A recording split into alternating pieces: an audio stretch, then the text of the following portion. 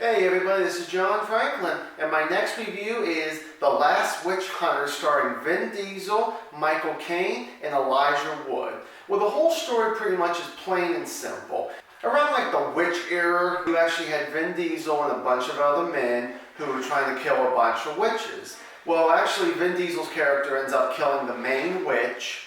The witch ends up doing the one final "I gotta speak before I die" kind of thing, and pretty much curses Vin Diesel to immortality. So pretty much it goes all the way from where he's at to present day. You got Michael Caine as his priest, who he only trusts him. Well, Michael Caine's not even into the film that much, so then he actually gets replaced by Elijah Wood, who is the new young priest that Vin Diesel likes, but I don't know how much he does or does not trust the guy or not. This is a plain and simple movie. Honestly, this is a film that I was very disappointed in. It was a completely serious film that did not need to be.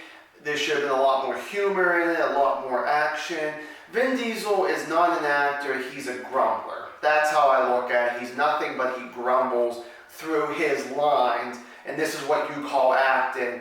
Not everybody can act, but people can grumble, and he's one of those people that can actually do that. I feel like that it shouldn't have been Vin Diesel in this film.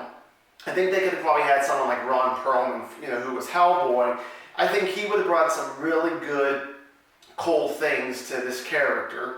I feel like that there would have been a lot more action with him, a lot more humor. But the thing was that this is one of those films that was very disappointing. I expected it to be a lot better than what it was. The previews made it look decently well, and unfortunately we go into this movie and it was, for me, a big flop. So this is definitely a movie I do not recommend for anybody out there who has not gotten a chance to see this film.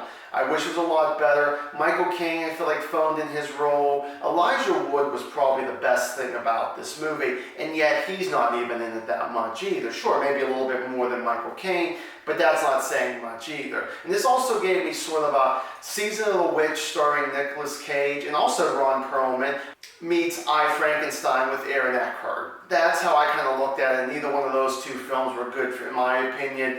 This one was kind of maybe slightly better than those two, but not as much. If you like what you see, please subscribe, please comment, please like. Stay awesome, everybody.